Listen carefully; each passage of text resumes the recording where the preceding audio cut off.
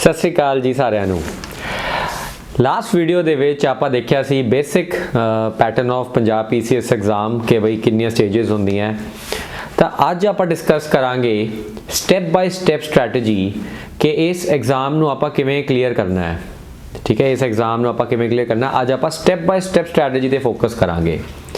ਜਿਵੇਂ ਤੁਹਾਨੂੰ ਪਤਾ ਹੈ ਕਿ ਐਗਜ਼ਾਮ ਨੂੰ 3 ਸਟੇजेस 'ਚ ਕੰਡਕਟ ਕੀਤਾ ਜਾਂਦਾ है ना। तो अज की वीडियो दे विच आपां ये देखांगे कि पहली जिहड़ी स्टेज हैगी है जिन्हों आपां प्रीलिमिनरी एग्जाम स्टेज कह दिंदे हैं, ये स्टेज दे विच आपां किवें की हुंदा है स्टेज एंड बेसिकली स्टेज के बारे आपां अंडरस्टैंड करांगे।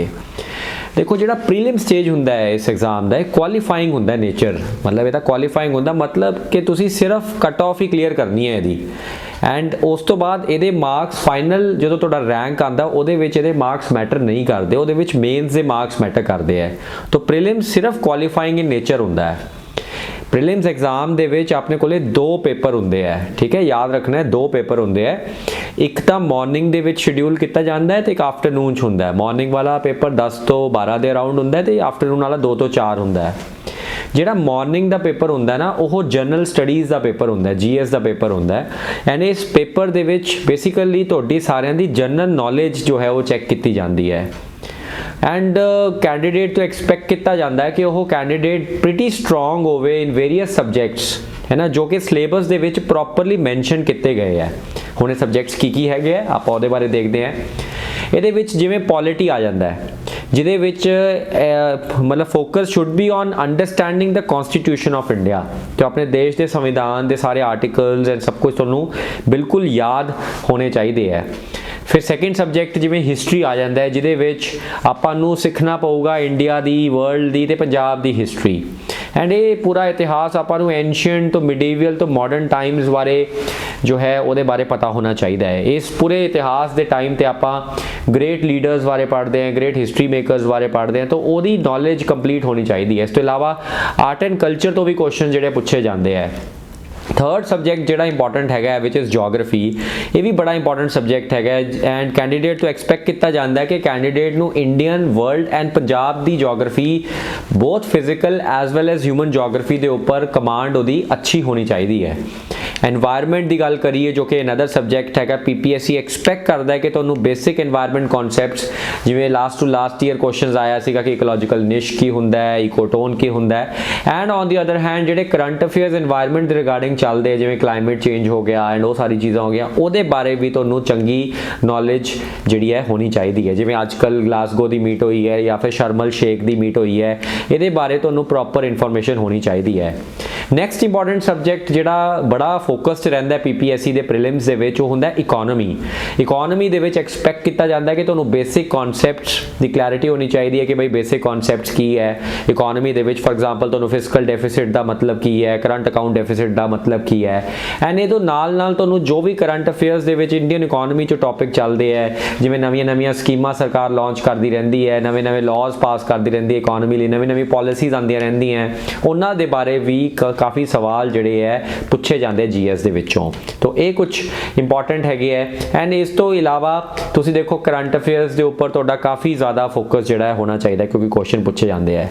ये सारी जिहड़ियां चीज़ां हैगियां ये ईजीली एंड कॉम्प्रीहेंसिवली आपां प्रिपेयर कर सकते हैं अगर अपने को 8 तो 7 तो 8 महीने का टाइम पीरियड है एंड अगर तुसीं डेली 8 तो 9 घंटे का स्टडी प्लान जिहड़ा है डिफाइन कर दो अपने लिए।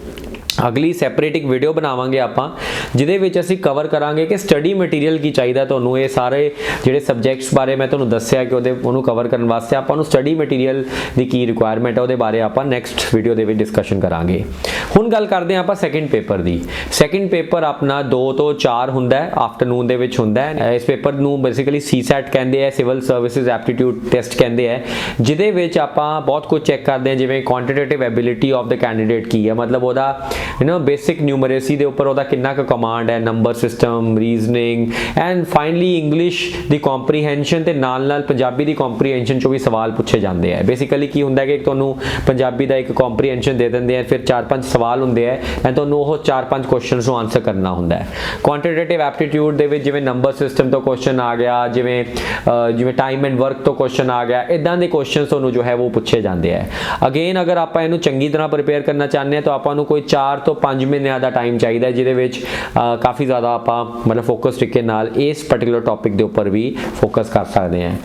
ਦੇਖੋ ਜੇ ਲਾਸਟ ਪੀਸੀਐਸ ਦੀ ਗੱਲ ਕਰੀਏ ਤਾਂ ਉਹ ਕਟ ਆਫ ਜਿਹੜੀ ਹੈ ਨਾ ਲਾਸਟ ਪੀਸੀਐਸ ਦੀ ਉਹ ਕਲੀਅਰਲੀ ਐਗਜ਼ਾਮ ਦੀ ਬਹੁਤ ਜ਼ਿਆਦਾ ਉੱਪਰ ਹੁੰਦੀ ਜਾ ਰਹੀ ਹੈ।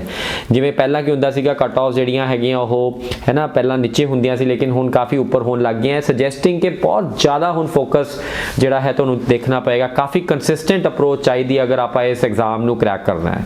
ਤਾਂ ਆਲਮੋਸਟ ਤੁਸੀਂ ਦੇਖੋਗੇ 1000 ਕ ਬੰਦਾ ਪ੍ਰੀਲਿਮਸ ਕਲੀਅਰ ਕਰਦਾ ਹੈ, ਉਹਦੇ ਵਿੱਚੋਂ 200-250 ਬੰਦਾ ਮੇਨਸ ਕਲੀਅਰ ਕਰਦਾ ਹੈ, ਇਵੈਂਚੁਅਲੀ ਇੰਟਰਵਿਊ ਲਈ 70 ਇੰਟਰਵਿਊ ਦੇ ਵਿੱਚ ਫਾਈਨਲ ਸਿਲੈਕਸ਼ਨ ਦੇ ਵਿੱਚ ਕੋਈ 70-75 ਜੋ ਹੈ ਉਹ ਕਲੀਅਰ ਕਰਦੇ ਆ। ਤਾਂ ਇਹ ਹੁਣ ਕੰਪਰੀਹੈਂਸਿਵ ਪ੍ਰੈਪਰੇਸ਼ਨ ਮੰਗਦਾ ਹੈ ਇਹ ਐਗਜ਼ਾਮ। ਲਾਸਟ ਪੰਜਾਬ ਪੀਸੀਐਸ ਇਹ ਕੁਐਸਚਨ ਬਹੁਤ ਸਟੂਡੈਂਟਸ ਪੁੱਛਦੇ ਹੈ ਕਿ ਲਾਸਟ ਜਿਹੜਾ ਪੰਜਾਬ ਪੀਸੀਐਸ ਦਾ ਪੇਪਰ ਸੀਗਾ ਉਹ 2020 ਚ ਨੋਟੀਫਾਈ ਕੀਤਾ ਗਿਆ ਸੀ ਤੇ ਹੁਣ ਸਰ ਕਦੋਂ ਆਊਗਾ ਪੇਪਰ? ਤਾਂ ਉਹਦੀ ਨੋਟੀਫਿਕੇਸ਼ਨ 2020 ਚ ਹੋਈ ਸੀਗੀ ਐਂਡ 2021 ਚੋਂ ਐਗਜ਼ਾਮ ਜਿਹੜਾ ਕੰਡਕਟ ਕੀਤਾ ਗਿਆ।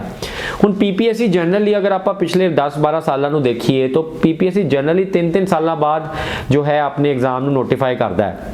ਤਾਂ ਇਹਦੇ ਕਰਕੇ ਆਪਾਂ ਇਹ ਕਹਿ ਸਕਦੇ ਹਾਂ ਕਿ ਪ੍ਰੋਬੇਬਲੀ ਇਹ ਸਾਲ ਵੀ 2023 ਦੇ ਵਿੱਚ there is a very much likelihood chance कि एग्जाम होएगा। ਐਂਡ ਅਗਰ ਆਪਾਂ ਟੈਂਟੇਟਿਵ ਜਾਂ ਟਾਈਮ ਫਰੇਮ ਦੇਖੀਏ ਤਾਂ ਮੈਨੂੰ ਲੱਗਦਾ ਕਿ ਜਿਵੇਂ ਜਨਵਰੀ ਚੱਲ ਰਿਹਾ ਹੈ ਤਾਂ ਕੋਈ 5 ਤੋਂ 6 ਮਹੀਨੇ ਦੇ ਵਿੱਚ ਆਪਾਂ ਐਕਸਪੈਕਟ ਕਰ ਸਕਦੇ ਹਾਂ ਕਿ ਪੇਪਰ ਦੁਬਾਰਾ ਕੰਡਕਟ ਕੀਤਾ ਜਾ ਸਕਦਾ ਹੈ ਐਂਡ ਅਰਾਊਂਡ ਜੁਲਾਈ ਅਗਸਤ ਦੇ ਅਰਾਊਂਡ ਤੁਹਾਡਾ ਪ੍ਰੀਲਿਮਸ ਦਾ ਜਿਹੜਾ ਐਗਜ਼ਾਮ ਹੈ ਉਹ ਹੈ ਨਾ ਹੋ ਸਕਦਾ ਹੈ। ਐਂਡ ਇਹ ਟਾਈਮ ਮਤਲਬ ਇਸੇ ਲਈ ਇਹ ਐਕਚੁਅਲੀ ਦ ਰਾਈਟ ਟਾਈਮ ਹੈ ਅਗਰ ਆਪਾਂ ਅੱਜ ਹੀ ਪ੍ਰੈਪਰੇਸ਼ਨ ਸ਼ੁਰੂ ਕਰਦੇ ਹਾਂ ਪੇਪਰ ਦੀ ਤਾਂ ਉੱਥੋਂ ਤੱਕ ਆਪਾਂ ਕਾਫੀ ਹੱਦ ਤੱਕ ਆਪਣਾ ਜਿਹੜਾ ਸਿਲੇਬਸ ਹੈ ਉਹਨੂੰ ਕਵਰ ਕਰ ਲਾਂਗੇ। ਅਗਲੀ ਵੀਡੀਓ ਦੇ ਵਿੱਚ ਆਪਾਂ ਡਿਟੇਲ ਡਿਸਕਸ਼ਨ ਕਰਾਂਗੇ ਕਿ ਜੋ ਵੀ ਸੋਰਸਸ ਹੈਗੀ ਇਸ ਜਾਂ ਸਟੱਡੀ ਮਟੀਰੀਅਲ ਜੋ ਹੈਗਾ ਉਹ ਸਟੱਡੀ ਮਟੀਰੀਅਲ ਆਪਾਂ ਕਿੱਥੋਂ ਚੂਜ਼ ਕਰੀਏ, ਮਤਲਬ ਹਿਸਟਰੀ ਲਈ ਆਪਾਂ ਕੀ ਪੜ੍ਹੀਏ, ਪੋਲਿਟੀ ਲਈ ਆਪਾਂ ਕੀ ਪੜ੍ਹੀਏ ਤਾਂ ਕਿ ਤੁਸੀਂ ਇਸ ਪੇਪਰ ਨੂੰ ਆਪਣੇ ਆਪ ਵੀ ਤਿਆਰ ਕਰ ਸਕੋ। तो अगर ਤੁਹਾਨੂੰ ਇਹ ਵੀਡੀਓ अच्छी लगी है तो पहला मैं सब ਨੂੰ थैंक्स करूँगा and I will expect and request everybody कि keep watching these videos and keep supporting us। तो ਸਬਸਕ੍ਰਾਈਬ ਕਰ ਲਓ ਚੈਨਲ ਨੂੰ, ਲਾਈਕ ਕਰ ਦਿਓ ਇਸ ਵੀਡੀਓ ਨੂੰ ਐਂਡ ਵੱਧ ਤੋਂ ਵੱਧ ਇਸ ਵੀਡੀਓ ਨੂੰ ਸ਼ੇਅਰ ਕਰ ਦਿਓ। ਸਤਿ ਸ਼੍ਰੀ ਅਕਾਲ ਜੀ, ਮੇਰਾ ਨਾਮ ਮਨਿੰਦਰ ਹੈ ਤੇ ਤੁਸੀਂ ਦੇਖ ਰਹੇ ਥੇ ਡ੍ਰੀਮ ਆਈਐਸ ਚੈਨਲ।